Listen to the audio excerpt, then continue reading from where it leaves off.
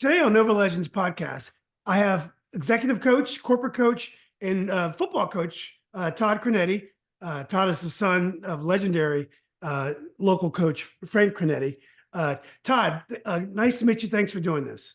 It's my pleasure to be here. Can't wait to talk. Oh, well, great. Well, thanks. Well, let me give your background, because a lot of folks from the area may have forgotten a little bit about you because you've been in Florida for quite a long time. Right. You were an Annandale grad, I believe, 87 coach. 87 from Annandale. Absolutely. Go Adams. And you actually got a chance to play for legendary coaches Hardage and Dick Adams. Is that correct? Yeah. Coach Hardage, Coach Adams, and you had assistants on that staff like Everett Cloud and Cordell Gill. That staff was loaded. It was loaded, yeah. And those are Northern Virginia football royalty for sure. You went to Gettysburg College, Coach, 92. Right. You played football at Gettysburg. Is that right, Coach? I did. Yeah, absolutely. Okay. And then you were an assistant coach at West Springfield for a while. Right. And then you eventually ended up in Florida. Correct. And you coached, most recently, you were a football coach at a private school in the Tampa area, I believe, called St. Stephen's Episcopal. Yeah. Really the Sarasota, Bradenton area, sort of south of Tampa, but it's all one metro area. But sure. Okay, great. And I know you won, the program was troubled, but you ended up turning it around, won 2 state titles, ended up coaching lacrosse. I think some of that was based on the fact your daughter was a lacrosse player. Correct. Forgot to mention you had a 24-game winning streak there as well. And you run a business called Foundation Coaching. Right. You're a corporate coach. So it's, I'm sure you would advise sports coaches as well, but I think right now you're focusing on the boardroom and getting corporations to buy in culturally some of the things that you talked about with your teams. Right. Coach, I get most of that correct? Absolutely. In fact, this past May was my last coaching stint. I wrapped up with my daughter's senior year, and I'm full-time into consulting and the executive coaching now. And what's funny about that is it's really exactly the same lessons that I learned on the field, that I taught on the field over 30 years. So it's a very smooth transition. So many people in the corporate world are former athletes. They respond to the language of performance really well. And so it's a lot of fun. In what ways is it different than coaching? You know, it's interesting. The great thing about taking coaching into the business is everybody you meet doesn't think they can automatically do the job better than you can. You know, being a head coach, you learn pretty quickly that everybody who's watching or everybody who's observing, like they're probably a better decision maker at crunch time than you are. And, you know, it's something my dad taught me a long time ago, you have to be okay with. You have to just allow that to sort of roll off your back. And so I think people are a little more open in the business world to what it takes to get better, although they're still protective of their systems, just like coaches are their X's and O's. So there's a lot of similarities. Yeah, it's really a hot area. It's weird. I've interviewed within the last 3 weeks two. One's an executive coach, and one is going to really and that's Liz Bentley. She went to UVA with me. She counsels executives, and one is Amanda Cromwell, which I believe is your classmate. Maybe a year. Absolutely, yes. So she's a year behind me at Annandale, and Amanda was at the University of Central Florida when I moved to Florida, and so got connected to her through a mutual friend of ours, and have just kept in touch through that time, and then stayed following her at UCLA and all the great things she's done along the way. I'm sure Amanda will be tremendous in this role, building up leaders. Yeah. Well, so in terms of coaching, you've been in and out of head coaching. Even though you were head coach at St. Stephen's for a while, is it difficult as a career to coach? I mean, you grew up with some of the great coaches of our time in our area, just huge personalities. Your father coached at Frank Creneti coached at Fort Hunt and West Springfield, and I'm sure others. Hardage was at Annandale, won a couple, maybe even a national title, but at least a few state titles. Yeah. Dick Adams did the same. Back then, coaches coached for a long time. Ed Henry was a coach at Robinson when I was there, my neighbor, and I'm sure you knew him through Hardage. Sure. We lose coaches early to other careers, and it's the finances are very tough because they end up spending 50 hours a week on coaching, which is only maybe 5% of the income. So Right. they end up coaching. Most of their reward is through other ways. It's not necessarily financial. It's through the relationships you build with the kids, your life lessons that you get. Um, is coaching a difficult career path, and has that changed since your father coached? Well, let me answer the last question first. I think it has changed considerably since then. And believe it or not, we're probably better compensated now than we were when my dad was starting out or when Coach Hardage was beginning his career. So I think that there's some progress there, but still, I think education is not necessarily valued the same way so many other roles in our society are. And in order to commit to a career of coaching, you have to be able to say, well, if I'm going to build an additional income or if I'm going to increase my income, it's going to have to be something that's sort of ancillary to coaching. And if you're going to focus on coaching and teaching, then you understand going in what the stakes are and what you're going to earn. Most school systems are really good about mapping out what that looks like. And you just have to understand that it's not going to be a profession in which you'll get rich financially, but it's a profession that's life-changing from day to day, that you're going to encounter people along the way who are really going to make an impact in your life as much as you make one in theirs. And it's an opportunity to be a part of something much bigger than yourself. It's hard to put into words at times, but the riches that come with coaching are so unique, and they live on well beyond the years that we coach. I'm sure that in the case of all these great coaches that you mentioned, Coach Adams, my dad, Coach Hardage, the guys who played for them continue to go do great things, and they get to be a part of that, and they're clearly a piece of our success. All those guys have played a role in my success, not just as a coach, but as a father and as a citizen, all those things. Did you know you were going to be a coach when you were a kid? I knew that as soon as I couldn't play, I wanted to coach. And I think like a lot of kids, you grow up thinking, oh man, I want to play in the NFL, I want to play, Division I school and all those things. But for me, yeah, I think maybe not right away, but by the time I was in high school, I was pretty clear that as soon as I couldn't play, I wanted to coach. Yeah. Well, your father, well, I believe, went to Bloomberg State in Pennsylvania Yep. in the 60s, I believe. Who were Right. his role models of coaching? Who did he talk about? Was he like one of the? I guess he's probably Lombardi was probably on top when when your father was in college. But Right. who was your father's role models? Sure. So yeah, that's a great question. And it's funny. I was helping him set something up in his office just the other day, and there's a Lombardi book set that still sits on the top of his bookcase of all the things he's read over the years. And the Lombardi quote, that's so well known, is framed in so many offices, hangs in his as well. And so he was a huge Lombardi guy. I think he was a fan of Joe Paterno, in the early part of his career, but also his coaches at Bloomsburg, and in particular, Coach Hauk was a guy who was a football and wrestling coach, and just really had a big impact on my dad. And it's interesting. So my grandfather on my dad's side, came over to this country on a boat from Italy when he was 8. He had to start working full time when he was in 7th grade because his father had been in an accident. Well, my dad's the first one to go to college on his side of the family. And when he decided to be a teacher and a coach, I think the family was disappointed because financially it wasn't going to provide like so many other things that college graduates had access to. But in retrospect, again, they see the community that was able to come to life under my dad's leadership, and the things he was able to be a part of. And I think there was a lot of pride in the long run. That reminds me of the disappointment Lombardi's family had for him when he didn't stay with the priesthood. Right. I don't know. I don't know if we would have been better off or worse off. I think for football fans would argue that we're better off. Do you think guys like Lombardi, Creneti, and we'll get to the particular coaching styles of these guys, do you think they would have been effective today in a day of parental entitlement, in a day of social media, highlight clips? How do you think those old school guys would have adjusted to the today? I mean, you're able to do it. I think your lacrosse team got to the state final this year, so you're able to operate in this world. Well, how about the older generation?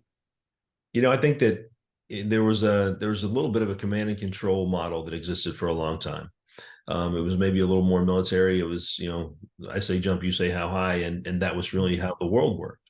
I sort of stay away from the idea of entitlement, or the younger generations want to be treated differently. I think the world is different that they're raised in, and so I don't think it's as much a conscious choice. And I think emotional intelligence is a really key factor to success with coaches today. I think one of the places where my dad was ahead of his time was there's no question that he loved his kids, and I'm talking about his players. I have a sister who's 3 years older than I am. But we knew that we had 100 brothers every year who were just as important. And so when he talked about his kids, it wasn't just my sister and I, it was every one of his players.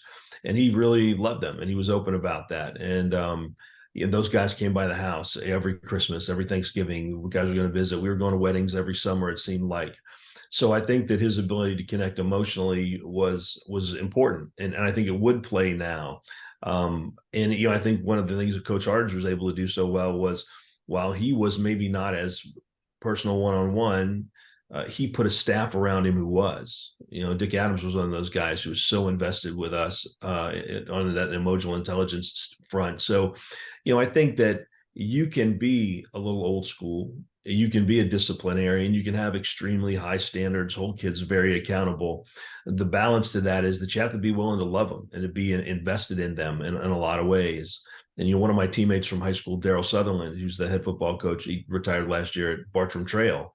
He's going to be inducted in the Florida High School Athletic Association Hall of Fame this year. Daryl was very much a guy who understood discipline, but understood the emotional side of it. And so I think that's where you really see the confluence of the old and the new producing really, really great results. Well, what type of coach was your father? And now it's interesting because I think he was still at Fort Hunt when I was at Robinson in '84. So he stayed at Fort Hunt until it closed. Is that correct? He did. So you were there with Chris Warren, right? Yeah, Chris was a year below me. We played basketball together. Sure. So I don't believe I knew, Rocky Belk, and I knew you had the Thunderberg, and we played you guys in basketball. I knew Carlos and Benji Jackson and those guys. But yeah, what kind of coach was your father? So I think, he got nicknamed at some point the Little General. So my dad's only 5'6", right? And that was at the peak, 5'6". And these guys would come to the house, were 280 pounds, they were, 6'1", 190, great athletes, tough guys. And they just seemed to fear him to some degree. And it always sort of blew my mind because he was just my dad, right? What do I know? And yet, so he had this great intensity about him. There's some fierceness there. And I think he coached guys hard.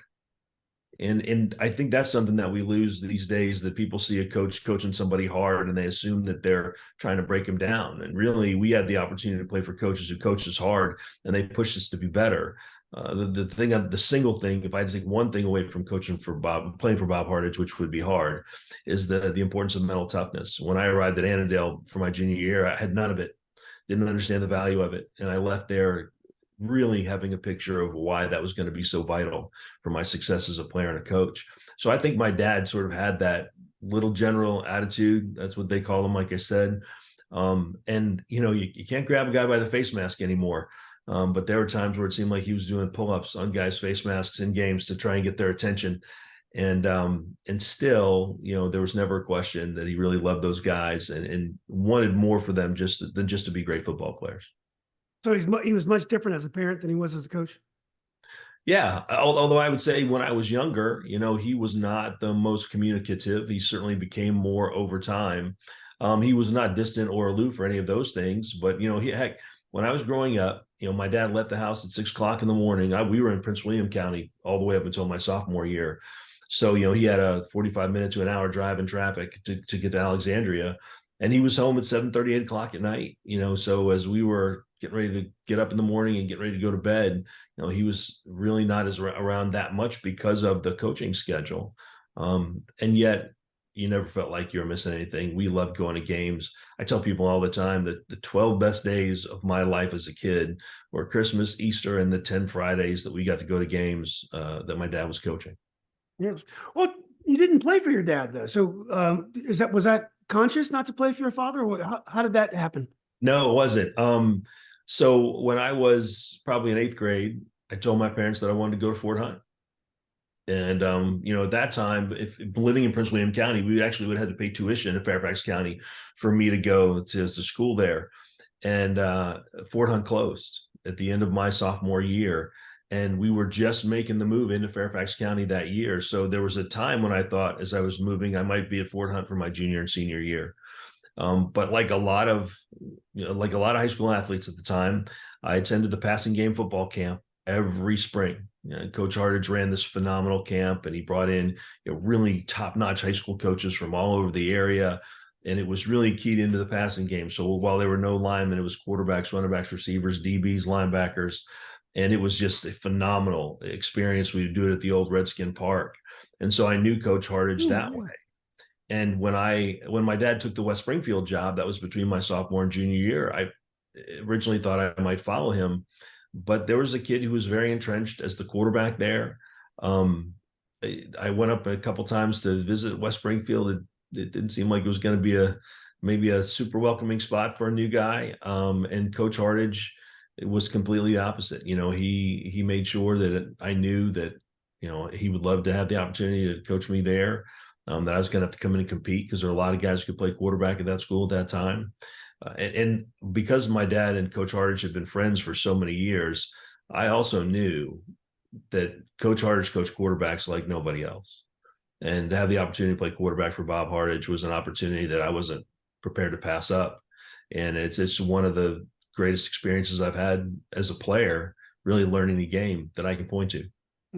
Yeah, one of my favorite interviews that I've done is with Mark Cox. Such a great guy, great quarterback. Really interesting guy too, because he's a very humble guy, but he knows so much about area football, and accomplishes a lot as well. So Annandale, I don't think people today could quite understand what Annandale football meant back then. I caught the tail end of it. They were still good, but I'd heard legend of it because 5 or 6 years earlier. I think after I graduated, you guys became good again. I think when I was in high school, for some reason, it was TC, it was Robinson. There was others that were dominant. But does Annandale remind you of the programs you see in the South? Is it the same type of mystique and importance to the community, or was it something that was different? That's a great question. I mean, Annandale was different, and so for so many reasons. The history of coaches who'd been there, the success that they'd had, the number of guys who just came through who could really play, and the way that the community supported the program, it was unique. In 1981, when my dad was at Fort Hunt, they actually beat Annandale in the regional final, and they had lost to them a couple times along the way, and that was a big game every year, Fort Hunt, Annandale. And it was like beating Alabama today. Right. It was going into that game. You're like, man, nobody beats Annandale in a regional final. And so that mystique was really significant. And so there are ways in which I would compare those Annandale teams. And you go back to Mark Cox and Jim Hatch and all these guys who played at Annandale, the Renzi brothers, who were really phenomenal players. I feel like Annandale in those days was more like some of the college programs we see today in terms of the sustained success, the level of excellence that was there. And that was one of the things that was really attractive. And we were a 500 team my 2 years. They go to the regional final against TC the next year. And then, things pick up with Coach Adams again.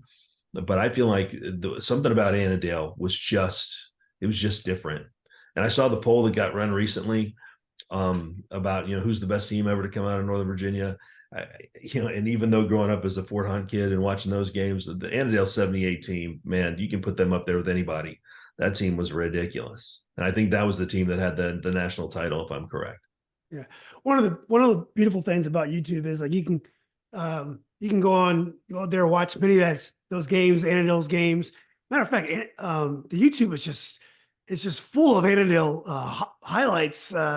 Actually, Herndon too, which is interesting enough. But it's great to watch the old football footage. The game is very different now. I think Coach Hardage understood how important maintaining that archive was, and I think Coach Adams, he grew up in it. He knew how important maintaining that was. So I think they've done a tremendous job of protecting their video resources and making sure they're available. And likewise, I've logged in and watched a few of those along the way too. It's pretty amazing. Yeah. Do you have the same feel? And we're not done with Annandale yet, but do you have the same feel with football, with private school? And is it the same feeling in Tampa as you grew up with? And I know that feeling, football here is no longer even around anymore here. So things have changed here as well. But do you have the same type of feeling for football? So it's interesting. I think one of the things you talk about that's a challenge in a private school setting is that you're not a neighborhood school. right? You don't have zones, you don't have kids that you know are coming to you. In Annandale, you lived in this neighborhood, you were going to Annandale, right? And so you had a sense of who was coming your way. And on the private school side, you don't have that built in. And so it's more about the ability to attract students to an academic institution and hope that they can contribute to the athletic side as well. So it's a little more like being in a small college setting from that standpoint, because you don't know who's coming your way. And I don't know. And I think I'm probably, I'm probably one of these guys looking back at the good old days. The feeling of being at a Fort Hunt Mount Vernon game, at a Fort Hunt Annandale game, at being at a regional championship at Woodson in the late 70s, early 80s. I don't know if that exists anywhere anymore. The love that area had for such good high school football was pretty unique to my understanding. And having said that, the St. Stephen's is green and gold, and Fort Hunt was green and gold. And almost every time I put together a uniform for St. Stephen's, I'd imagine, hey, this is what Fort Hunt would look like if they were still there. And so you carry some of that around. And aspirationally, as a coach, the kind of community that I wanted to build, I was working off of the model that was Annandale and Fort Hunt. That was the kind of community I wanted around my program. They influenced every single thing that I did as a coach. Yeah. Well, one thing that's interesting, and as great as all the coaches were at Annandale, some of them didn't do quite as well at other schools. So that kind of tells me that it was more than just coaching; it was the community and the expectation, as well as coaching. Well, I think that's true. And I also think that when you're a longtime assistant and you step into a coaching job as a head coach, oftentimes that means you're stepping into places that have struggled, that have been troubled. And so those are tough turnarounds to take on. And sometimes you have the right pieces in place to do that, and the timing is right. And I think every coach would tell you, come on, let's be honest, that being in the right place at the right time goes a long way. And in terms of getting something turned around quickly. But I'll tell you, the guys who coached us at Annandale, even the ones that went on as head coaches and maybe didn't have the same level of success, we just were so blessed to have those guys around. And even the people who floated through our program, right? Again, you talk about the guys like Coach Sequels or Coach Henry, or a guy like Jamie Carianis, who loved Annandale with every bone in his body. We just had great football people floating through there all the time, and you couldn't help but love it because they loved it. Yeah. I took driver's ed from Ray Modelovich, and he used to just talk about, just tell you, I didn't even know this guy here. I'm just trying to get my license. And I'm sure you know Modelovich. He was the Annandale fixture for many years. I think he coached basketball, maybe at Falls Church or Annandale years before that. So what kind of quarterback were you? I think average is fair. Cordell Gill, my first year at Annandale, I was 5'9" and skinny. So I wasn't very big either direction. And we were at practice one day, and he pointed at my shadow on the ground, and he looked at one of the other players and said, "Look, it's a spoon," because we were in shorts, t-shirts, and helmets, and the helmet appeared to be the widest part of my body and my shadow. That stuck with him for the next 2 years. He referred to me as a spoon quite often. But I loved to throw the football. That was one of the things that appealed to me so much about going to play for Coach Hardage. I loved to throw it. I had a hard time staying healthy. I was sort of in and out of the lineup with injury. But we did throw it around a little bit, and that was a ton of fun. And I played with I think all of us look back on our high school teams, and you think about the guys you played with and how much fun they were to be around. But I got to play with some great guys, have a great experience, and come away from it, ready for what was next for sure. I was prepared to play at the next level without a doubt. And so I think, I was a pretty typical high school quarterback who played for a great coach and learned a lot along the way. Was Hardage the head coach throughout your 3 years there? So I was there for 2 years, my junior, senior. Yeah, he was the head coach both years, right? Coach Adams was the offensive line coach. Okay. So, you end up going to Gettysburg. So why'd you select Gettysburg? A great area, really nice institution.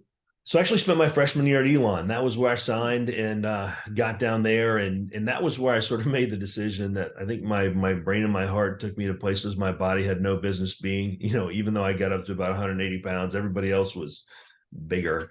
And I wanted to focus a little bit more on my education. So transferred to Gettysburg, spent 4 years there, played for a coach there named Barry Streeter, who's, 30 plus years as a head coach at Gettysburg. He's the guy. His son Brandon is an analyst at Georgia right now and was previously the offense coordinator at Clemson. So again, you just have these great opportunities to be around great people. But Gettysburg just seemed like the right fit academically, socially. It was beautiful. It was an hour and a half away, right? So far enough to be away, close enough to come home if I wanted to. And the experience to play Division III football is something I don't think a lot of people recognize the value of. Playing Division III football was amazing. It was a great experience. Our commitment time wise was no different than any other college player. Just the travel was different. Certainly the notoriety was different, but we put in a lot of time. I again played for some really outstanding coaches and had the opportunity to learn a lot of football. And for me, by the time I was playing at Gettysburg, everything was preparation for coaching. Oh, definitely.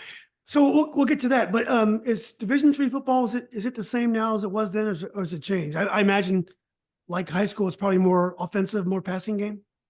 Yeah, I mean, I think the game in general has just opened up, and if you look at any level of football and you compare it to 30 years ago, 20 years ago, the kids are bigger, stronger, faster. They've been developed differently. Nobody at Gettysburg when I was there, I don't think anybody in college when I was in college had a personal trainer or had a private quarterback coach or anything like that. Bob Hardage was my private quarterback coach. That was who I'd go back to and ask questions of if anything was, sort of wonky in my motion or whatever. So, I just think that's really the change, is the way that people commit resources to it now. But a lot of the really great elements of Division III, I think, are very much the same. Mm-hmm. Did you guys go over to Carlisle and watch? I think the Redskins used to have training camp there. Is that right? They used to go to Dickinson yeah. for training camp. I never made it up for that, Oh. but I saw a few games at RFK, and man, that was life-changing. Yeah. So, when you play Division III football, nowadays things are changing in that there's a guy from Yorktown, a kid who's at Hampton-Sydney, who's a sophomore. His name is Mason Cunningham, great wide receiver. And he's going to have opportunities to transfer to Division I school because he's all conference, maybe even player of the year in this conference now. When you played Division III, it was a commitment. It was a 4-year commitment. I'm sure there were kids that transferred, but it probably wasn't something that happened every year. Do you like the changes in college sports now, where if it's not a good match, maybe a kid can go higher, or maybe a kid is not ready for that level and has to go lower? Do you like the way things have changed in that regard? I think it's fair to say that there are positives and negatives to every sort of innovation or new opportunity that comes along. I think the portal, the numbers are crazy, and I'm not going to get them right, but if there were, and I'll use round numbers, 1,000 scholarships or slots available at Division I schools, there were 10,000 kids in the portal, just something like that. So there's the misunderstanding is just because you get in the portal doesn't mean there's a spot for you somewhere else. I think my concern with the way the transfer rules work, it used to be if you transferred, you had to sit for a year, right? I think kids who aren't playing right away want to get in the portal because they think they should be playing right away. And I think one of the most important things that I learned when I got to college was, playing against a 22-year-old is different. These are guys who've been here, they put in their time, they understand the system inside and out. And I'm the new guy. I need to come in and grind and stay quiet and do my part to earn the respect of my teammates through my work ethic, and not tell everybody that I should be playing right now. And if you combine that with the NIL conversation, I saw something the other day that indicated that Arch Manning will make about 3 times what Brock Purdy will make this year in terms of NIL versus base salary in the NFL. I think that those two factors, while there is a lot of benefit, I think college athletes should be allowed to earn. I think their likeness is theirs, and they should be able to monetize that. But the combination of NIL and the transfer portal happening at the same time has been problematic, because you see people shopping in the portal, and they have the capital to go find the athletes that they need. But one of the things we're not talking about is these kids who get NIL dollars and then who don't pan out, or these kids who get NIL dollars and don't play, or get a lump sum and then split. They're not being asked to pay that back necessarily. So I feel like we're still in the infancy of both of these things. And I imagine you'll see some refining come to this. And I'd like to think that it will get to a place where it's all good, where it's beneficial on both sides. But right now, it feels like that colleges are preying on kids who are young enough to not really understand the value of loyalty, and the adults do know the value of loyalty, and so I worry about that. Yeah. You get questions from former players about what to do, Coach. I played a little bit here. What do I hang out here or try again for a year? Are you getting into those conversations with former players? Yeah, absolutely. And I was still coaching when it first happened, but I've walked 3 or 4 kids through the portal process, and you want to make sure you give them really solid counsel, and you want to understand what it is they really want to change. Is it just, hey, listen, I should be number 2 at Mike and I'm number 5 at Mike? That's not a good enough reason to move. But you want to pick a place that's really going to provide opportunities for you that are meaningful. Last year, I was working with a player who was trying to decide whether or not to come out or stay in and take a considerable amount of NIL money. And I can remember being on a call with him late at night trying to figure out, okay, well, if you get drafted here, here's the likely salary year 1. Here's what the school was offering. Yeah, that was a brand new conversation. That's the new dynamic, is you have kids for whom staying in college can be more profitable. Yeah. Oh, Coach, you're also doing a little sports agency as well? No. I did years and years ago, but not anymore. Okay. What about the situation where you have players that have not performed or even given much of a chance to perform, and they're on scholarship, but because they haven't performed a lot, they don't have really a resume. If they want to go somewhere else, it's kind of hard to go anywhere else unless you go down a level. And even there, you may not be that appetizing unless folks have recruited you in high school and still knew who you are. Are you worried that kids are going to get pushed into the portal because the team needs that scholarship? Well, I think one of the things that's not really that well understood, and maybe I have the wrong impression here, but there's no such thing as a 4-year scholarship, right? The scholarships are renewed on an annual basis, and kids are cut from Division I programs who signed out of high school. So you can, sign out of high school, be called in the head coach's office a couple of years later and say, hey, it's time for you to move along. And then that's in order to claw back that scholarship because you feel like you need to be better at that position. So that certainly pushes kids into the portal. And I don't think kids who are not playing much need much of a push. I think nowadays the kids who aren't playing much, who really feel like they can contribute somewhere, will get in on their own. But the first part of your question was interesting. There's just these effects are remarkable because you have coaches who are having to recruit their own roster, right? The first thing you have to do is try and keep who you have. You might have a safety that you love, but he's your third safety. And so you've got to make sure he knows all year, hey, your time's coming, your time's coming, your time's coming. And then you tell him that, and you invest him and you spend all that energy on him. But you're still going to go look for a safety in the portal because you're not sure. And then that kid spends another year sort of sitting there going, well, who can I even trust? And so that's why I feel like it's not so much kids getting pushed into the portal, but looking for opportunities to move. And again, your question about what do you do with no film, really important. Kids will send out practice film if they have to, scrimmage film if they have to. But you see, in my experience, the most active movement in the portal is to a school that initially recruited you out of high school. So if I'm an inside linebacker at Penn State and I'm not getting on the field, but Buffalo was really hot on me coming out of high school, that's an easy move to make. It's probably harder to move to another Big Ten school, but it can still happen. But if there was a coach who's really high on me in the recruiting process, yeah, that's probably the most common move you see in the portal. Yeah. Well, it sounded like it was inevitable that you were going to be a coach, and I think you said earlier that you decided while you were at Gettysburg to be a coach. So how did you become a coach, and what was that process? I think because even through college, I still dealt with some injury issues, and I was wanting to learn as much as I could, and I wanted to spend time around my coaches. I was borrowing playbooks from them in the off season from the other schools.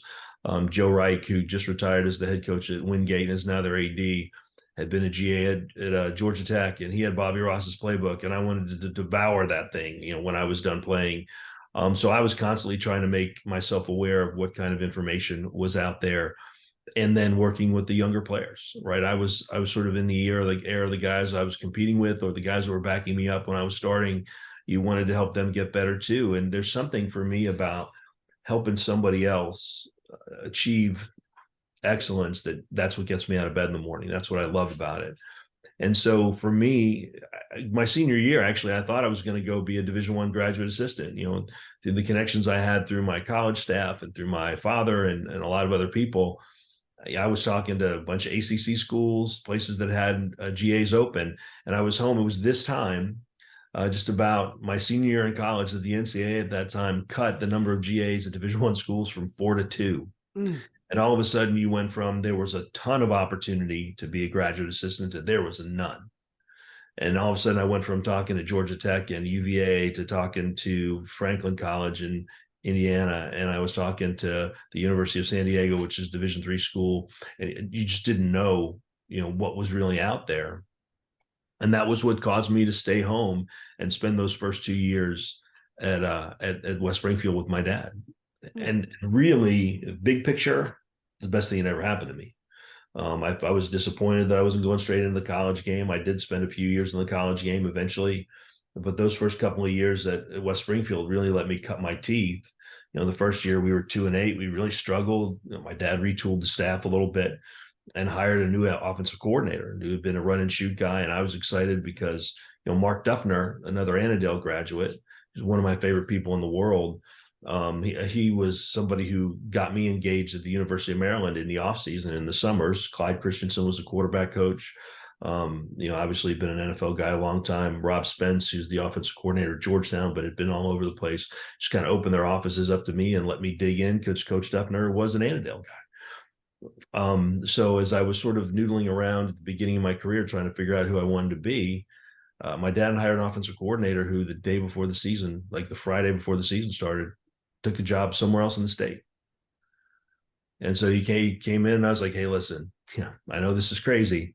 I said, but I think I'm ready to do this. And, let me run the offense. And the funny thing is I had prepared the entire offseason as if I was going to be the coordinator, just because I wanted to be in the habit of, building an insertion schedule and how we were going to do things and how we coach things. And I guess that's being a coach's kid. There's a little bit of coaching geek in you that you're doing the work anyway. And so he gave me the opportunity. And what's funny is one of the other people on that staff, I just had a conversation with him at a picnic recently, was Jerry Pannoni, who's the head coach at South County. He's won a state championship at South County. Jerry was much more experienced than I was at that time. But Jerry was coaching the offensive and defensive line for us. And I just basically convinced my dad, hey, listen, I think I'm ready for this. And I was pretty fortunate. I had Matt Shannon on that team, who was the 6A state player of the year that year. Then we had a sophomore running back nobody had ever heard of named Damone Boone, who would be the 6A state player of the year 2 years later. So talk about right place at right time. I had great toys to play with. But we were a really talented team. Mike Marchetti, Brandon Fleck were also Division I players on that team. And West Springfield was just ready to have a great year and break out. So that's sort of how I moved into it that way. And from there, I moved on to Georgetown, where I coached for Bob Benson, who's now the defense coordinator at Penn. Learned a tremendous amount from him. He was a really young head coach, really fiery guy who was a great teacher. And, I would say that was one of the beautiful things. Go all the way back to being around my dad or the guys at Annandale. They could all teach. They didn't just say, hey, go do this. Coach Hardage in particular could stand behind either side of the ball. And if somebody was misaligned by 6 inches, he'd catch it, he'd adjust it across the board. So be around these guys who are great teachers. And so I had the chance to work with some great teachers at Georgetown as well. I went back to West Springfield for my dad's last year in Fairfax County as a head coach, and then jumped to Florida.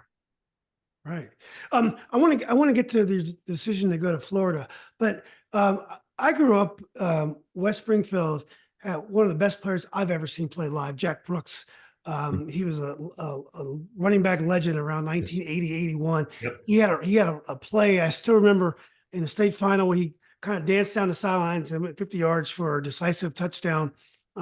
It's an amazing player. What was West Springfield's football culture like compared to Annandale? Obviously, they had a great basketball culture in the early 70s under Don McCool, but it was it was definitely not the Titan that Annandale was, but definitely had a culture.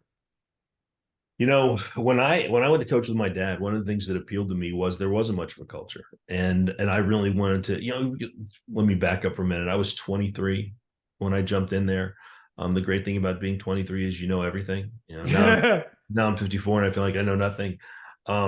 So I wanted to jump in and I wanted to inject energy into the culture. I just wanted to raise the level of enthusiasm and confidence. And I can remember we were at picture day. We used to do pictures on the first day of practice and then get into everything. And some of the kids were dreading the season. And I'm like, why are you here? I said, if you're not here to win a state championship, you need to be somewhere else. And they laughed because there just wasn't any belief that from the older kids that we could be that competitive. And a year later, we're playing in the regional championship game against Annandale, as luck would have it. And Annandale goes on to win the state championship. But the culture wasn't great. But we played Lake Braddock twice. And that's the big rivalry, West Springfield for football is Lake Braddock. We played them twice the year that we went to the regional final. Lake Braddock was 9-1 during the regular season that year. They gave up 26 points. And their loss was to us. We beat them 24-7. Francis Dahl was the head coach there, another gem of a guy and great high school football coach. But I mean, that first game at Lake Braddock, there had to be 8,000 to 10,000 people there. And then, as luck would have it, we get them in the first round of the playoffs because the way the PowerPoint shook out. And at West Springfield, I mean, it's just more people than you can imagine. And so it felt like the community was ready for that kind of run. And they sure jumped in when the opportunity came. And that was a tremendous experience for me to be the guy getting to call plays. Like I said, I was at that point only 24. But I felt like my whole life had been pointing to that season, and I was bitten at that point. There was no way that I could go do anything else. I joked that coaching is our family business, and then I had no shot at getting a real job because I was so in love with the sidelines on a Friday night. Yeah, I felt a little jilted because when you called Lake Braddock West Springfield's big rival, that was our big rival, obviously. But when you think about the Northern District of our day. And I was a basketball player, but every game in basketball and football was a war in the Northern District. There was Oakton was probably the weakest team sometimes in both, but they had Burmeister, they had the Reed brothers in basketball. TC was national champs in 85 in football. Basketball, they went to the state semifinals 83. Lake Braddock went to the regional final. Every team, Woodson had amateur meetings.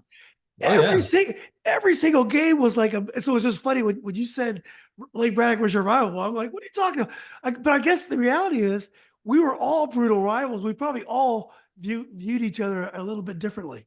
And Robinson was probably the biggest win for us that year because they'd won the district several years in a row at that time. I can remember that was Hilgert, right? That was probably Nick Hilgert. It was. And they had an inside linebacker my first year name. I think Mike Hertz was his name. And he was just brilliant. He went to William and Mary, maybe brilliantly smart kid.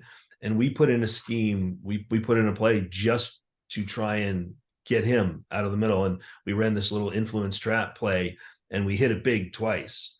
And I caught him on the field after the game. And I was like, you don't know me, but I have to know what you were reading, and he's like, what was that play? That was so frustrating. And so we had this little mini conversation on the sidelines. It's probably the last time we ever talked, but you have such great regard for these guys that are well coached, that are intelligent.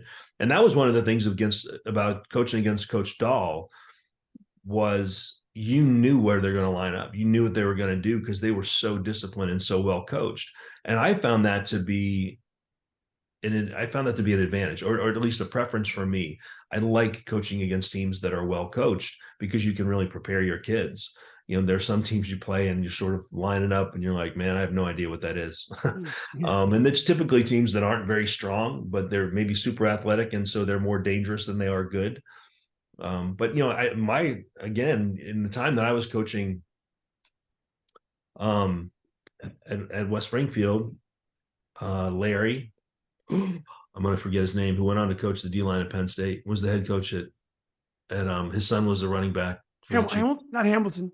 No, this is going to drive me crazy. Well, it'll pop up at some point, but he was the head coach at TC. And he leaves TC Williams a couple of years later to go to Penn State to be on Paterno's staff and coach the defensive line. So I mean, again, there's a depth of talent in that area, coaching wise, that was pretty cool to be around. You know, leaving talent aside, and as we talk about all these great coaches, what are the most important aspects of a head coach? Now, when you think about it, it's first of all, it's your ability to train and manage other coaches. It's your ability to organize your time so that you can do all the things that you need to do. It's also strategy, being able to anticipate what the other team is going to do and either change what you usually do to meet them or stick with what you do as compared to what they and beat what they do. There's so many aspects of it. What do you think are the most important aspects of a head coach at the high school level?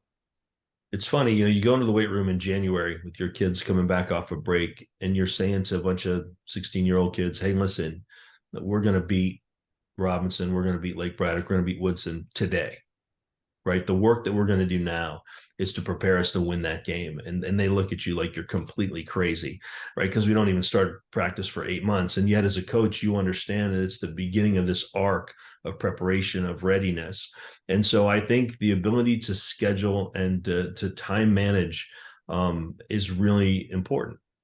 I think being a good teacher of the game is vitally important, because you can have all this knowledge in your head, but if you can't transfer that into these learnable, if you will, bites, it's really hard. And so I think the transferring of knowledge is really important. It's funny, I worked with USA Football as a master trainer for about 6 years. And we were trying to, at that time, sort of reteach tackling to be safer and get the head out of the game. And actually, Dick Adams was a regional rep. We saw each other on a couple of those trips. But that idea that we were creating a language that everybody could speak was really fascinating for me. And so I think as coaches, as you build your own system and your own culture, you're also developing this language that resonates with everybody in the program, players, coaches, parents, community members, and you want everybody to be able to share in that language. But I would say on the tactical side, I was watching a bowl game the other night and the team jumps out to a 14-0 lead and then just can't do anything the last 3 quarters of the game. There are people who can look at film pregame and build a plan, but the great ones are the guys who can adjust. They're the ones who see what's happening live. And let's go back. And of course, again, part of my golden days memories here, but we didn't have sideline video. I didn't have a TV or an iPad that you could stand with on the sideline. You had to be able to see it and understand it, process it, and adjust in ways that, again, you could make teachable to your kids so you could go out and execute and take advantage of what was happening on the other side of the ball. And I think the guys who are really exceptional, that's a skill that they have, that they see it differently, that they're able to make adjustments in real time, and you see those adjustments pay dividends immediately. Is it possible that we overvalue the inspirational? I didn't mention that as an aspect, but coaches, we love the speeches, was it Right. the Al Pacino 1 inch at a time speech in any given Sunday, the Gipper speech in the most famous football movie on the mall, Sure. Tell American. I forgot the name of it, but like my son is a soccer player and he played for Yorktown, and he at one time he had a coach that would give these 10-minute inspirational speeches every day. And my son's a very cerebral guy, and he would just come to me and say, just tell me what I need to do. He hated all that stuff. And I do feel like with football, the game is so tactical, so strategic. I think sometimes the fans get involved in the inspirational so much. Oh, we got to really want this. Like, Doc Walker, we got to play football. We got to hit somebody.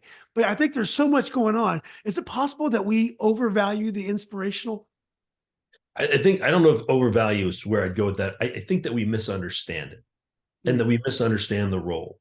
That somebody who's the great speech maker is the great coach, right? Somebody who's a great speech maker is great speech maker.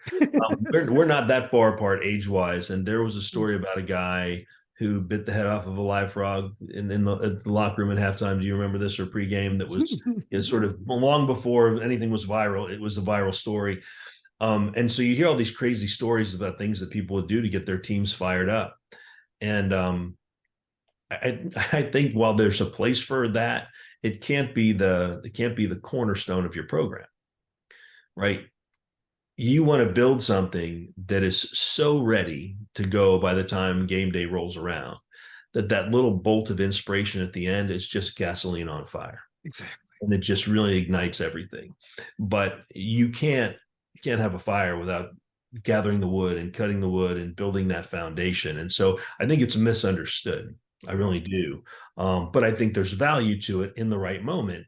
Also understanding that just like your son is cerebral and some other kids are less so and they're more emotional, that you have to be able to strike a chord with each and every one of your kids that helps them prepare, understanding that they all prepare differently and they need different things. Just like there are kids who will tell you, I need to be yelled at when I make a mistake. That helps me. And then there are kids that you need to put your arm around their shoulder and whisper in their ear so they don't feel like they're being called out in front of their teammates. You need to sort of understand the needs of individual kids and meet those needs so you can maximize each individual's performance, which elevates the performance of the team. Yeah. So the brilliant manager can be successful despite having no personality, where the inspirational great speech maker is going to struggle if he's not a good manager of other coaches and other things. So you got Right. that's like the apple on top. That's the Dan Devine. No one comes in our house and pushes us around. Just something very Right. simple. Go out there and do the work, guys. One of the things I learned along the way, I had a couple of kids playing at Florida when Coach Meyer was there, and that on Saturday nights before game day, when the team gathered, the guy who gave the big speech was Steve Adazio, who went on to be a head coach at several other places. I think most recently was at Texas A&M with Coach Fisher. But he would give these. I mean, and if you meet Steve Adazio, he exudes energy and enthusiasm, and the guy seems so happy to be alive. I feel like I'm missing something. But he would give up and give these great emotional, sort of fired up things, and not Coach Meyer. Now, Coach Meyer had him in the locker room before kickoff. But it's interesting how different coaches, and say what you want about Urban Meyer, but he's been really successful and understands levers to pull, buttons to push. Different guys sort of also lean on their staff for different pieces of the process as well. And I think that's smart because it gives guys ownership. Yeah. Well, Coach, whenever the world becomes too much and I'm just stressed out about life, I will put on 1 inch at a time, just to make myself feel like, just take care of this hour, this task, move on. Yeah. Fight for the inches, Right. as I say. Well, let's go back to your decision to go to Florida now. That must have been a big move for you because all your football roots were in this area. Yeah, my football roots were in this area. My family roots were in this area. I'd spent, I was born in Philadelphia, but moved when I was a year and a half old. So really spent my entire life in that Washington metropolitan area. And it's funny, I've been in Florida now for 24 years, and I still think of DC as home. Mm. I took my parents up to a Fort Hunt 60th anniversary celebration recently, and just driving on the GW Parkway, right? Just my blood pressure goes down. I love that area. And so it's still very connected to that. But we had gotten bombed with snow the year that I decided to go to Florida. And, my last couple of years at Georgetown, we'd had a lot of that too. And I started to sort of reach out to people then. And a friend of mine who recently passed away, Tim Breslin, who was the offensive coordinator at Georgetown my last year, who I worked underneath of, he saw me sort of writing down different places I'd like to go and maybe work. And he's like, what are you doing? I was like, kids have to go to school at the beach too, right? I don't have to be here where it's freezing cold and gray and snowing in the winter. And I made the jump. And in all truth, I actually made the move to Florida thinking that I was getting out of coaching.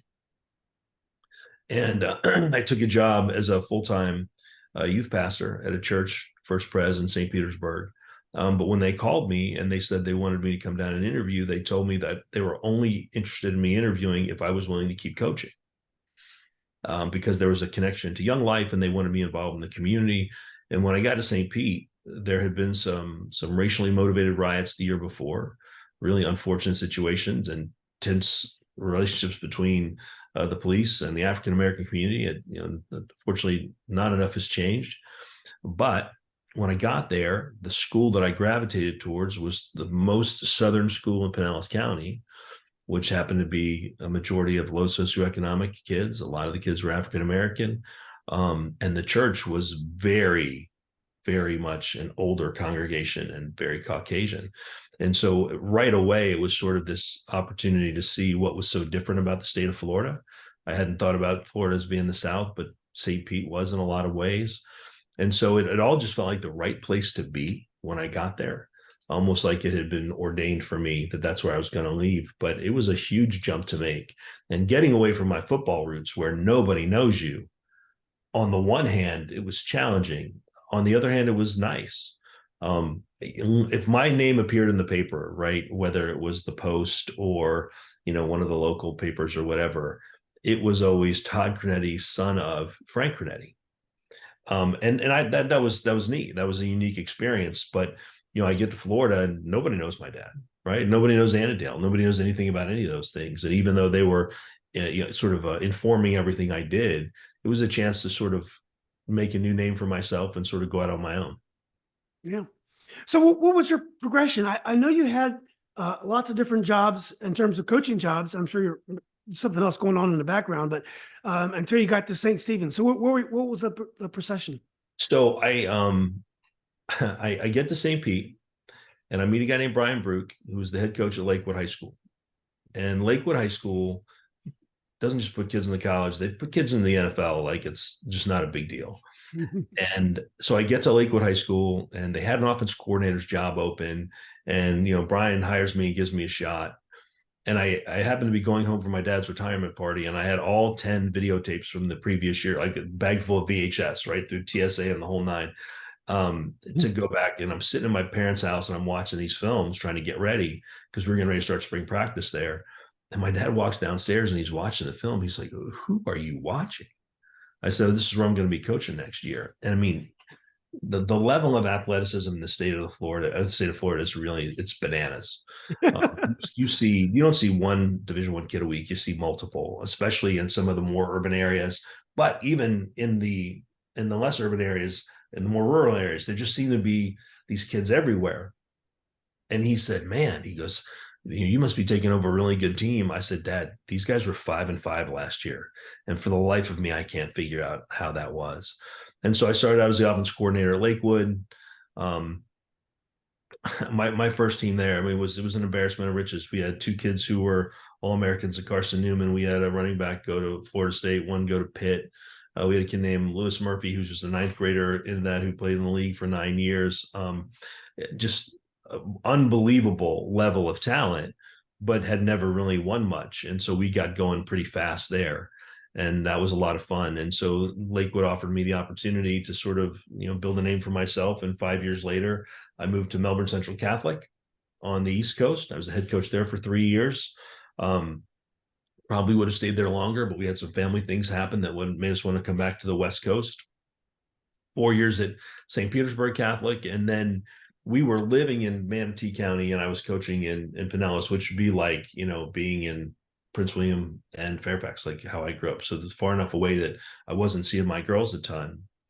And I met the head of school at St. Stephen's when I was doing a speaking engagement at the University of Pennsylvania when she was working on her PhD. And she invited me to come visit the school. And I found out that they were looking for a football coach. And I knew that they'd never had a winning season. And I wasn't really sure it was a good fit, but it was such a fantastic school that we really wanted our girls there.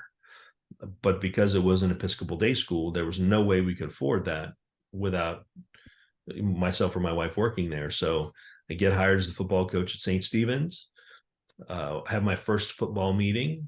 And this is, cross my heart, hope to die, true story. 11 kids in the first football meeting total. None of them had really ever played quarterback. But more interestingly, 5 of those kids had been born in other countries. So we had more kids that were born in other countries in that meeting than had played football prior to high school. And it was just like, okay, this is new. So our first season, we carried between 19 and 22 on the roster. There were kids on that team. If I'd put them in the game, they probably would have called Child Protective Services. You just had to do what you could. And when you're a coach and you've had some success, you feel like, hey, I'm the solution to every problem you've ever had. Let me fix this. So we promptly go 0-9 our first year. And we start 0-5 the second year, and then we sort of get it turned around and go, we went on 3 of our last 5, and then the next year 6-5, 8-3, 9-2, and then the state championship stuff starts to happen. But it was a really fascinating experience because it was so humbling that you start to ask yourself questions about, wow, can I really do this? Am I really the right guy? And as a coach who's had success along the way, and I think this is true about any profession, you start to assume that you can be the person to turn it around in any situation. And so one of the things I think I learned in the last sort of 10 years was how important it was to have the right people around me, how important it was to be getting the right message out to this group of kids, because it was a different group of kids than I'd had in the past, in terms of makeup and demographics, and finding what it is that is sort of the secret sauce to create a successful program, big picture, not just a good team for a year. Yeah. Well, one thing I read about is that was key to turning around St. Stephen's was culturally, you wanted the kids to eat lunch together. You wanted the kids to be together more. I guess you felt the football team wasn't cohesive enough. Yeah. So in my first season, I joke about this quite a bit. We were 0-9, and I think you could have brought every bad football team from the state of Florida in, and we'd gone 0-90. We didn't really understand anything about winning. And so you're trying to figure out ways to do that. And we weren't very cohesive. And so I was in my office one day thinking, what can I have these guys do that I know that they can do successfully that will lead to their success? And so I pulled them together one day. I was like, okay, here's the deal. This was in the middle of the first year. I said, from now on, you guys eat lunch together. I don't care who your girlfriend is. I don't care who you normally sit with. Pull together some tables. I want the whole team. And of course, the whole team was like 20 kids. So 2 tables probably. But I said, I want you to sit together, and you're going to eat lunch together every day, freshmen through seniors, because it was just a varsity program that, all 4 years populated to one team. There was no JV or anything like that. And so they started to do that, and it really did take hold. It was really fascinating. And I think for me, honestly, at that moment, I was probably grasping for straws, but I was pretty sure that they could eat lunch together every day, and there was no winner or loser in that equation. But over the years, it just became a tradition. And one of my favorite things would be to walk out in March and check in on kids at lunch, and they'd still be sitting together, right? Even though they were playing other sports, even though that requirement wasn't still in place. And we had a lot of kids at the end of the program who went on and played Division I football. A couple of them are playing the NFL right now. What was neat about that is that those guys would still want to sit together. They'd still choose that family, even in March or April. And that probably to me was the strongest message that we had hit on something meaningful. Yeah.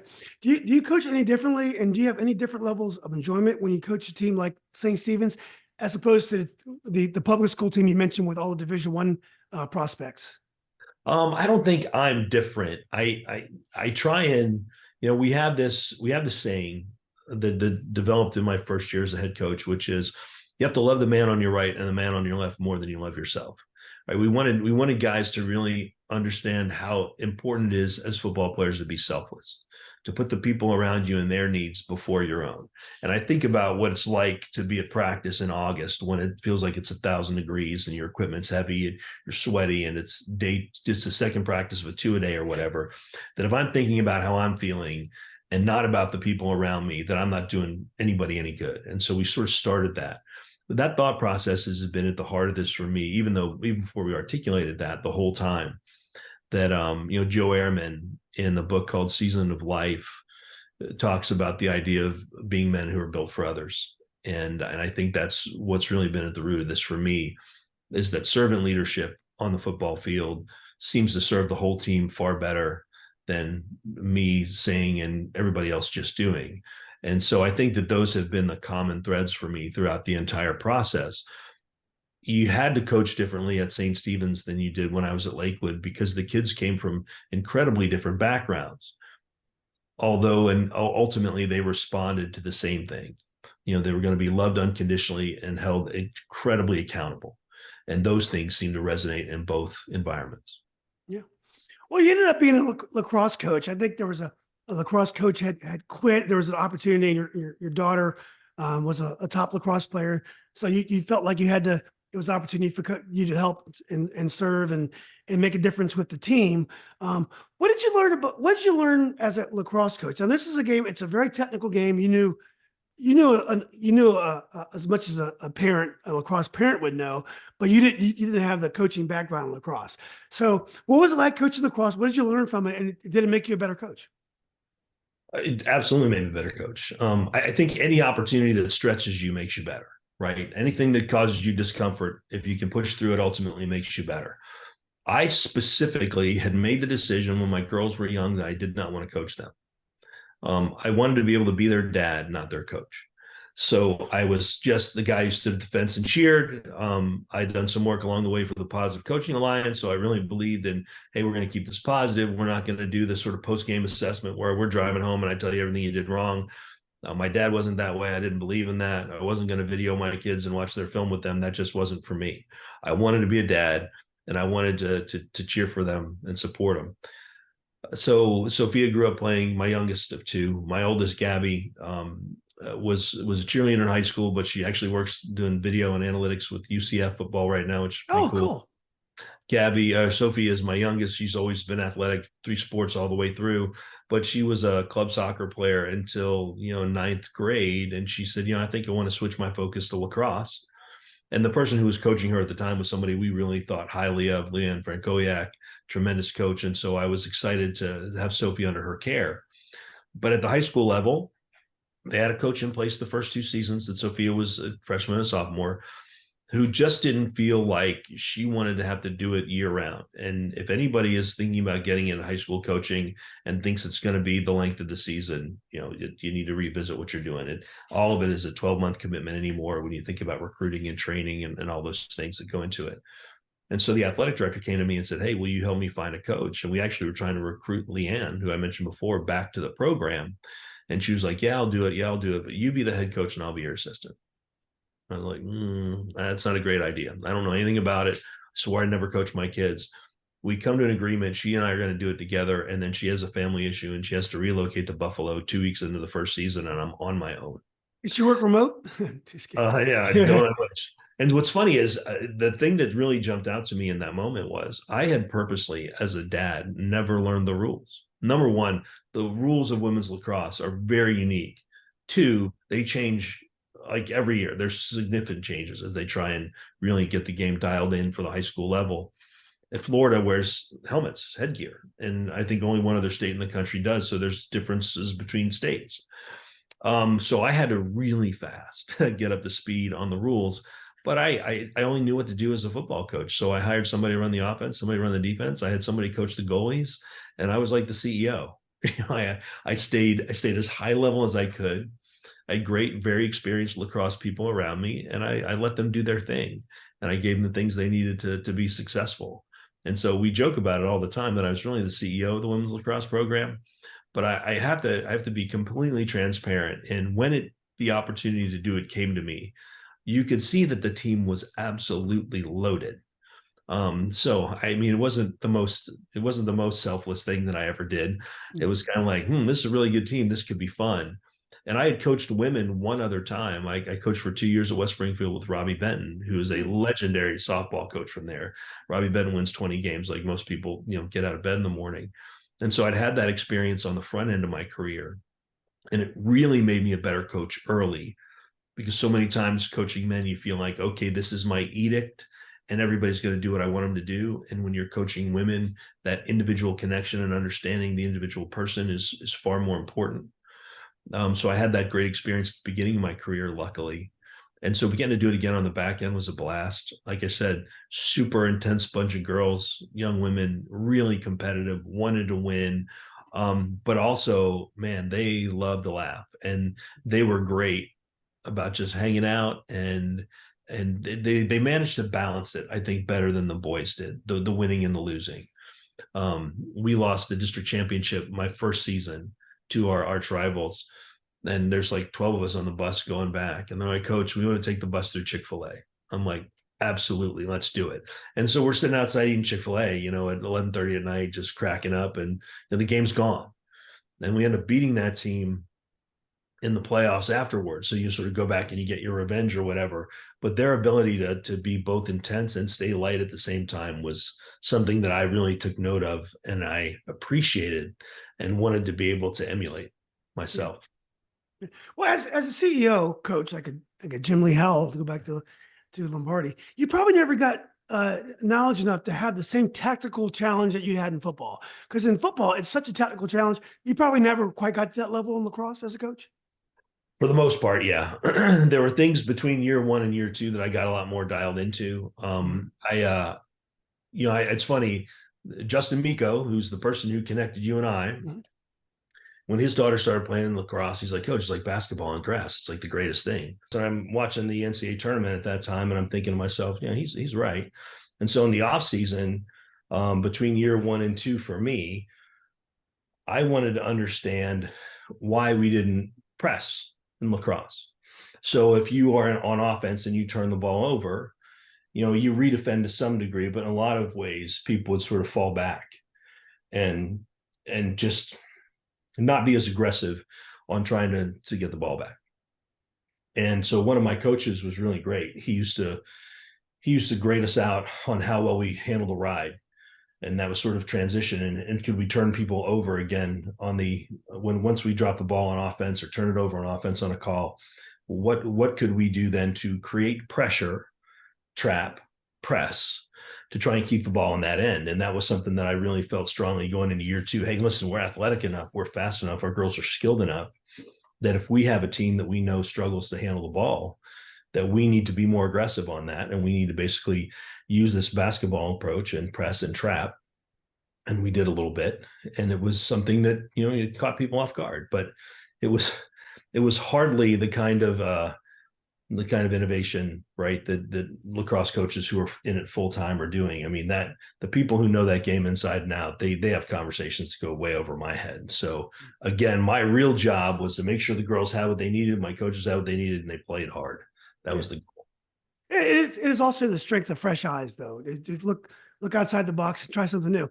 So, just real quickly, Coach, what do you think are the relative uh, prospects for the future for lacrosse and football? Now, football, there's a great series in the Washington Post this week. I'm not sure if you caught it because you're in Florida, about the health of football. How football, the health of football tends to fall along political lines. In the conservative areas, football is yeah. still doing pretty well. More liberal areas, more wealthier areas, it's not doing so well in terms of numbers. Lacrosse seems like it's everywhere now. Everyone's playing lacrosse. Right. Do you see lacrosse having a brighter future than tackle football? In the years that I worked for USA Football, we had these conversations a lot. And what does the future of football look like? The physicality of football requires a level of sacrifice that the guys who play football feel like it's pretty unique. The physicality takes a toll in a different way. Um, we are more aware now of head injuries. We're more aware of CTE, but also wear and tear on the body as a whole. And so, one of the things that I recommend people is that they say to me, "Hey, my son wants to play football." I'm like, "Great, let him play in ninth grade." Don't start absorbing all of that. And youth league coaches hate to hear me say that, but don't absorb all of that for 5 or 6 years leading up to high school. Start playing in ninth grade. Well, won't he be behind? Well, no. A lot of high school coaches will tell you that you spend a lot of time with kids who played growing up unteaching bad habits. And I'm not trying to be critical of anybody, but I think that's a fair statement. And so, let your kids start in ninth grade, see what the experience is like, go from there. But we are under a microscope in ways that other sports aren't because of this history of injury that exists. And that's hard to avoid. And so you're right. More affluent families are saying, no, I know that my child's life is going to be based on their ability to use their brain long term. I need to be able to protect that resource. If I have a kid right now who's 23-year-old, gets drafted, goes to the NFL, plays for 10 years, at 33, they have to be able to do something else for the rest of their life. And you want to make sure that they have the ability and the wherewithal and the cognition to do that. But football has such a great place in this country that I think we see the value of it. Lacrosse is exploding.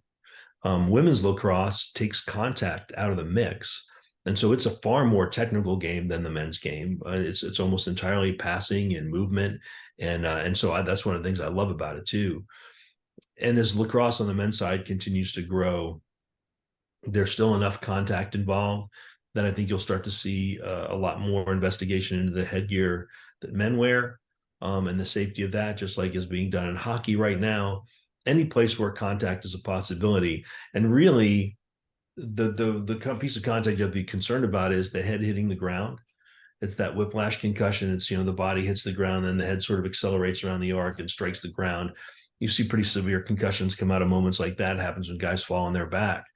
Any sport that's requiring headgear and sees people go into the ground needs to be prepared. I think that football has to be really smart. I think the people who are making the decisions for football need to be really aware of what the threat's like. And as much as it's hard to talk about cutting back on contact in practice, or cutting back on contact outside of game day, I think they're important conversations to have, because we'd all love to see this game still be played. We just need to play it as safely as possible. Yeah, that's a great answer. Well, Coach, last question. Thanks for your time. I actually I went My over. pleasure. What's that? My pleasure. I'm loving it. Oh, okay. You said earlier in the conversation that it was kind of bad luck. You weren't a college coach, and the NCAA cut the number of scholarships, number of graduate assistants right when you were going to get the opportunity, and that's how coaches often get their start. Do you think you would have been fulfilled professionally if you went on a different path and you would have become a college coach early and you would have spent your career coaching college football? No, in fact, I had the opportunity coaching college for a couple of years, like I said, and I loved it, but I didn't have the access to the kids that I had in high school. And while we had great relationships with our players at Georgetown, don't get me wrong, it's different. And I can remember very clearly we lost a game early at Georgetown, and the head coach walked in the next Monday and was like, "Hey, listen, if we lose this week, we're out." Right. And there's the nature of college football that is so tied to the financial side of it, that is so present for any coach who's trying to coach the Division I level, that you have to be aware that the financial health of the institution to some degree depends on your ability to win football games. That it's hard then to just say, "Oh, that doesn't matter. We're not going to worry about that." Yeah, you have to be focused on it. And again, to your point earlier, NIL, transfer portal, all these things that are happening, for me, I'm exactly where I was supposed to be. I got to coach some of the best high school kids in the world. I got to work in great communities. I had great influences along the way, as I mentioned before. I don't think I would have been fulfilled if I'd have gone into the college game, in part because it consumes time differently at the major college level. One of my buddies, I mentioned Daryl Sutherland before, he was telling me he was reading Joe Paterno's book. And, Joe Paterno at this time is at the height of his success, and saying that he struggled to maintain relationships with his kids. And I remember thinking to myself, man, if Joe Paterno can't get that right, Tod Creneti's got no shot at getting that right. Yeah. And so as somebody who always wanted to have a family, raise a family, be married, enjoy that, I think I knew that college wasn't going to be the right fit. And, I had great friends who were college coaches, lots of kids going play in college. No regrets about that at all. I think I'm in exactly the right place and got to do exactly what I was being called to do. Yeah. Coach, do you know Mickey Thompson, Stonebridge legendary coach out here? I know the name. Yeah. So I interviewed Coach Thompson earlier. You should, you might like Eliza, very fascinating guy. And one thing he said when he was playing football at UVA, he couldn't wait to get away from college football to get back to coaching high school. He wanted to be with high school. Yeah, he wanted the relationships that you have at high school level. This is as a player at UVA, he already knew that's where he needed to be. I thought that was a very interesting comment, that he knew that at that point as a player, and he couldn't wait to get back to high school so he can coach again. Well, I mean, we all look, not all, I can't speak for everybody, but so many of us look back on our high school days with such affection. And it's not just because we were great players in high school and we were mediocre players in college. It's not really about that. It's more about the fact that we were in a formative time in our lives. And for me to be growing up with a dad who was a coach who obviously shaped everything that I did, but also to be playing for a guy like Bob Hardage, who believes so much in discipline and being selfless and doing the right thing. I was being shaped without any understanding of that. I didn't have any idea that was going on. But, whether it's Coach Hardage or Coach Adams or Coach Gill, who was the running back coach I worked with, and then reinforced by guys like, Mark Duffner and Jerry Pannoni, who I worked with later. You're being reinforced at every step along the way, that the things we learn in high school really matter. And my biggest worry is that we have coaches at the high school level who are transactional at this point, that they're really more interested in their own success, and they see players as a means to success. And they may not be aware that those kids in many ways are dependent on them for formation that will shape them for the rest of their lives.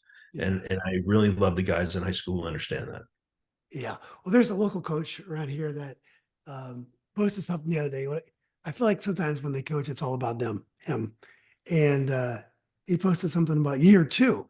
And I'm, this is my second year. And I'm like, well, here's a coach that thinks it's all about him. I mean, this is every year should be year 1. And maybe I'm being idealistic here, but I'll tell you what, my father's advice to me when I was on the fence, I had one last chance to move from Georgetown to a really pretty good situation. If I wanted to be a college coach, it was probably going to be a launching pad going back in. And my dad said, listen, if you want your career to be about you, go to college. But if you want your career to be about the kids that you coach, stay in high school. And that's, that just lives in my ears. And coach is he's still with us as well, isn't he? He is. He's 84. He'll be 85 this summer. Oh, wow. He was just with us for Christmas. He still hasn't met a referee that he likes. He's more than happy to point out the referees and their failings at every time. But as well as, man, he loves to watch football, loves to talk football, loves to pick my brain about, where our kids are. And he actually coached with me for several years in Florida. Oh, great. In fact, I'll give you one. This is being a coach's kid in a nutshell. So I get to St. Stephen's, and they've never really had a program. They've never really had much success. And we go through our first spring practice, and the head of the booster club is a woman whose son is a sophomore. And she stops me in the parking lot. I'm literally packing my car after the last practice, getting ready, go home for the summer. And she goes, hey, I just want you to know something. She goes, we have wanted for our boys for so long to have a real program and to have real coaches. And she said, you've got to know this. These boys love, love, love your dad. And I was like, well, there you go. That's right. This is the story of my life, right? I thought she was going to say what you're doing, or, you come to St. I thought she was going to talk about me, right? She's like, man, they love your dad. And I was at an event 2 days before Christmas with a bunch of the kids from Lakewood. They're like, how's your dad? How's coach? How's coach? And, that's the coolest part about this for me is this is a family business, right? This is 2 generations of trying to serve young people in an effort to see them be successful. And it's an amazing life. Well, you do get credit for hiring them. So at least they should, there you go. Right. I brought them on. You brought them on. So anyway, well, look, Coach, this has been great. Thanks for all you do, and also for all the things your dad has done as well. Great sharing, great hearing your thoughts. Special thanks to Justin for suggesting it. Absolutely. Hope to have you on again in the future. Like, I love to talk to coaches, and there's always new topics coming up. But I'm a big fan of football, and I worry about its future. But it's always great to have people to talk to about football. Absolutely. It's been my pleasure, and I'd love to be back on if you ever have a chance.